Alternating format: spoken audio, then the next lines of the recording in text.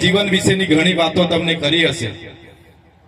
એટલે એમનું જીવન શરૂઆતથી જ જ્યારે સાવકારો અંગ્રેજો ની જે નીતિઓ હતી, જે આદિવાસી સમાજનું શોષણ થતું હતું, ત્યારે એમણે જોયું, ત્યારે ધર્માંતરણની બાબતો એમણે જોઈ અને આદિવાસીઓને કઈ રીતના એમાંથી બહાર કાઢવા, અને એના માટે એમણે પોતાની નાની ઉંમરમાં, એમનો જન્મ 1875માં થયો, એમની નાની ઉંમરમાં એમણે તે જમાનામાં કોઈ ઇન્ટરનેટ ના હોય, કોઈ મોબાઈલ ના હોય, વાહન ના હોય, કોઈ વ્યવસ્થા ના હોય, એ જમાનામાં હજારોની સંખ્યામાં એમણે ક્રાંતિ કરી। 1899 જે મુંડા વિદ્રોહ થયા અંગ્રેજો સામે, એમના એ નેતા હતા। અંગ્રેજોએ ચારો તરફથી ઘેરાવો કર્યો, એમની સામે ઘર્ષણ થયું, યુદ્ધ થયું, ઘણા હજારોની સંખ્યામાં આદિવાસી ક્રાંતિવીરો પણ મરી ગયા અને આખરે એમને પકડી લેવામાં આવ્યા। જેલમાં જેલવાસ દરમિયાન એમનું મૃત્યુ થયું। માત્ર 25 વર્ષની ઉંમરમાં એમણે જે કરેલા કાર્યોને આજે આપણે બધા યાદ કરીએ છીએ અને આગળના ઘણા વક્તાઓ એમની જીવનની તમામ વાતો તમને કરી છે, ત્યારે હું એ બીજી વાતો દોહરાવવા નથી માંગતો।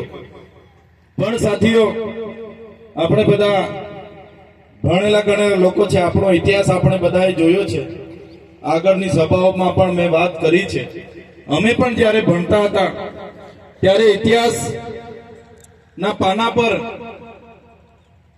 ડાર્વિનનો ઉત્ક્રાંતિવાદનો સિદ્ધાંત આપણે જોયો હોય અને બીજા ઇતિહાસ આપણે જોયા હોય તો આપણને બધાને ખબર છે કે પૃથ્વી પર જ્યારે માનવીની સભ્યતાનો માનવીનો જ્યારે ઉદ્ગમ થયો, ત્યારે એક આદિમાનવ તરીકે સૌથી પહેલા આદિવાસી આ જંગલોમાં વન્ય પ્રાણીઓના શિકાર કરી, આ જંગલના કદમૂળો ફળો ખાઈ અને પ્રકૃતિ સાથે રહેતો તો ધીરે ધીરે પેણાની શોધ થઈ, અગ્નિની શોધ થઈ, અને ત્યારબાદ એ ધીરે ધીરે ધાન્યની શોધ થઈ, ધાન્યની શોધની સાથે ખેતીની શોધ થઈ અને ખેતી કરતા થયા, પોતાના પરિવારો સાથે રહેતા થયા, નાના મોટા કબીલાઓ બનતા ગયા, નાના ગામો બનતા ગયા અને એ કબીલાઓના મુખીઓ ઉભા થયા, મુખીઓ પછી સરદારો બન્યા અને એ રીતના આપણા લોકો પ્રકૃતિ સાથે રહેતા હતા।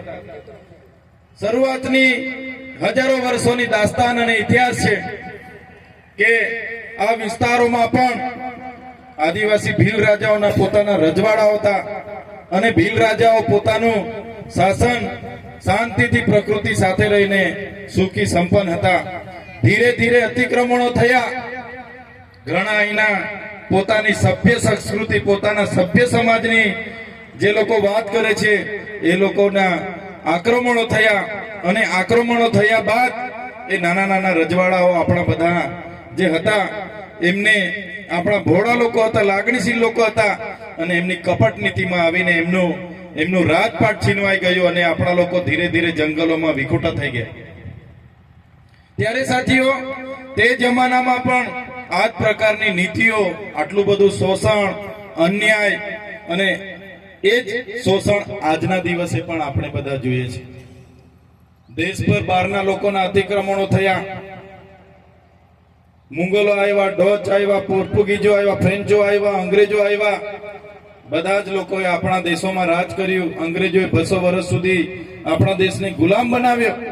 એ ગુલામની જંજીરોમાંથી બહાર કાઢવા માટે દેશના સ્વાતંત્ર્ય સેનાનીઓએ એમની સામે યુદ્ધ કર્યું, લડ્યા, જેને જ્યાં તક મળી જે તે વિસ્તારમાં એ લોકો અંગ્રેજો સામે ઝૂક્યા નહીં, લડ્યા ને એમાં આપણે બધાએ જોયું હશે આદિવાસી સમાજના આપણા પૂર્વજો, જનનાયક બિરસા મુંડા હોય, તાત્યા ભીલ હોય, ખાજ્યા નાયક હોય, ઝલકારી ભાઈ હોય,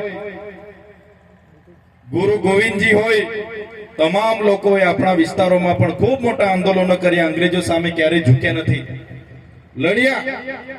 એમની બધાનો ધ્યેય હતો, એ બધા એવું ઈચ્છા રાખતા હતા કે આદિવાસી સમાજ પણ એક સ્વમાન ભેદ, શેરની જેમ, સિંહની જેમ જીવે, સ્વતંત્ર જીવે, એમના જળ જંગલ જમીન અને ખનિજો પરના અધિકારો બચે, એમની જમીનો બચે, પ્રકૃતિ સાથેનો નાતો બચે, એના માટે એમણે પોતાની શહીદી વહોરી દીધી। એમની શહીદી વહોર્યા બાદ દેશ 1947માં આઝાદ થયો.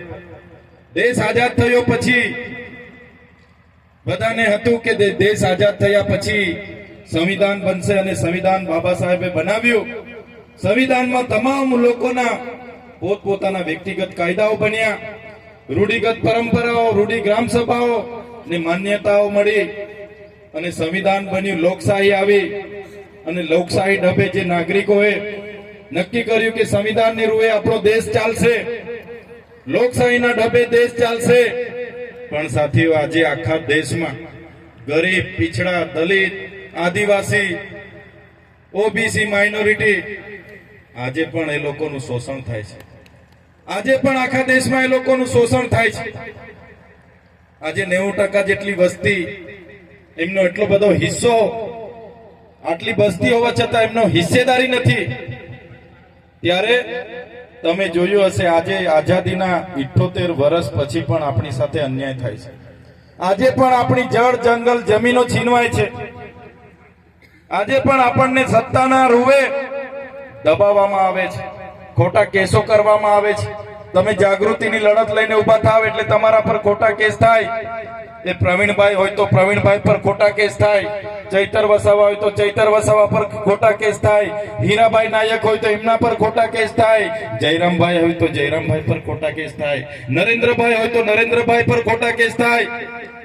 આ સરકારને પોસાતું નથી કોઈ ભેગું થઈ એમના અધિકારોની વાત કરે. એ સરકારને ગમતું નથી ખોટા કેસો કરવામાં આવે. તમે જોઈ લો, જે બાબા સાહેબે, જયપાલસિંહ મુંડાએ સંવિધાન બનાવ્યા, એ સંવિધાનમાં આદિવાસીઓ માટે અલગ પ્રાવધાનો આપ્યા છે. તમે સંવિધાનની આર્ટિકલ 371 તમે વાંચો. એ આર્ટિકલ અંતર્ગત આસામ, સિક્કિમ, ત્રિપુરા, મિઝોરમ, મેઘાલય, નાગાલેન્ડ જેવા રાજ્યોમાં 6ઠ્ઠી અનુસૂચિ લાગુ છે. 6ઠ્ઠી અનુસૂચિ લાગુ છે ત્યાં. અને જે પણ ગામડા છે એ ગામડાને પોતાની રૂઢિગત ગ્રામ સભાને પાવર છે, ત્યાં જિલ્લા પરિષદને પાવર છે, ત્યાં તાલુકા પરિષદને સંપૂર્ણ પાવર આપવામાં આવ્યા છે.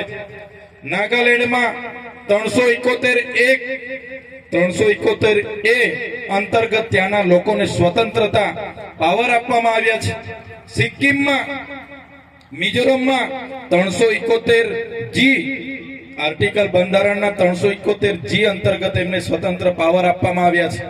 સિક્કિમમાં 371F અંતર્ગત એમને સ્વતંત્ર પાવર આપવામાં આવ્યા છે.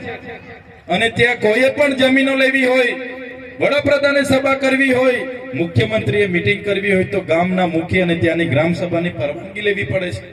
કોઈ પણ કંપનીએ ત્યાં પોતાનો પ્રોજેક્ટ નાખવો હોય તો સૌપ્રથમ ત્યાંની વ્યક્તિ સંમતિ હોવી જોઈએ, ગ્રામ સભાની સંમતિ હોવી જોઈએ, પછી ત્યાં તે પોતાનું કામકાજ કરી શકે છે. ત્યારે સાથીઓ, આ અનુસૂચિ 6 ની આટલી ત્યાં અસર છે. અને તમામ આદિવાસીઓને ત્યાં બંધારણની કલમ 366 એની પેટા કલમ 25 અંતર્ગત સંસદના કાનૂનો પણ ત્યાં લાગુ નથી થતા. સંસદનો ઘડેલો કાયદો પણ સીધી લીટીમાં ત્યાં લાગુ નથી થતો. એટલા પાવરો ત્યાં આપ્યા છે. ત્યારે આજે ત્યાંના આદિવાસીઓ આજે ત્યાં તેની પોતાની જળ, જમીન, જંગલ અને ખનિજો પરના, સંસાધનો પરના અધિકારો બચાવી શક્યા છે. સાથીઓ, એ જ રીતે આપણા ગુજરાતમાં પણ અંબાજીથી ઉમરગામના 14 જિલ્લા જે આવે છે એમાં સંવિધાનની કલમ 244 એની પેટા કલમ 13 અંતર્ગત આપણને અનુસૂચિ 5 ની જોગવાઈ સંવિધાનમાં કરેલી છે. આપણે અનુસૂચિ 5 માં આપણે બધા આવ્યા છે. આપણે ત્યાં 1996 નો પૈસા એક્ટ લાગુ છે. સાથીઓ, આજે આ સરકાર આપણને કોઈ દિવસે પૂછે છે, અહીંયા નેશનલ હાઈવે 56 કાઢવાનો હોય, અહીંયા કોરિડોર બનાવવાનો હોય, એરપોર્ટ બનાવવાનો હોય, અહીંયા ડેમોમાં જમીનો લેવાની હોય, વિસ્થાપિત કરવાના હોય, અહીંયા જીએમડીસીઓમાં જમીનો આપવાની હોય, એમના પ્રોજેક્ટોમાં જમીનો આપવાની હોય, ત્યારે આ લોકો 5મી અનુસૂચિનો ક્યાંય અમલ કરતા નથી. બારોબાર એમની પોલીસ મોકલે છે, આપણા ખેડૂતોને ડરાવવામાં આવે છે, ધમકાવવામાં આવે છે અને આપણી જમીન છીનવી લેવામાં આવે છે. ત્યારે આઝાદીના 78 વર્ષ પછી પણ આ સરકારોએ ગુજરાતમાં અનુસૂચિ 5 ની ચુસ્ત અમલવારી નથી કરી, પૈસા એકની ચુસ્ત અમલવારી નથી કરી, અને આજે છાસ વારે આપણા લોકોની જમીનો આજે છીનવાઈ રહી છે. અનુસૂચિ 5 આ સરકારે લાગુ કરવી જોઈએ. જળ, જંગલ, જમીન અને ખનિજો પરના અધિકારો આપવા જોઈએ. છતાંય બંધારણનું ઉલ્લંઘન કરીને આ લોકો આજે પણ લાગુ નથી કરતા. સત્તાનો ઉપયોગ કરીને આપણા લોકોની જમીનો છીનવી રહ્યા છે. ત્યારે સાથીઓ, આપણે બધાએ જાગવાની જરૂર છે. આજે તમે જોઈ લો, જે લોકો આજે પોલીસમાં સિલેક્શન થાય છે, જે લોકોએ આજે નોકરી માટે જવું પડે, એમના ડોક્યુમેન્ટ વેરિફિકેશન માટે આજે વિશ્લેષણ સમિતિ ગાંધીનગર બોલાવે છે. પહેલા જિલ્લામાં બોલાવે, પછી ગાંધીનગર બોલાવે, અને ત્યાં ઓરિજિનલ આદિવાસી હોવા છતાં કેટલાક લોકો ત્યાં એમનું ફોર્મ કેન્સલ કરવામાં આવે છે. એમને આદિવાસી નથી એવું બતાવવામાં આવે છે. કેમ? કેમ કે જે આપણી મૂળ સંસ્કૃતિ હતી, જે આપણા નૈતિક મૂલ્ય હતા, આપણી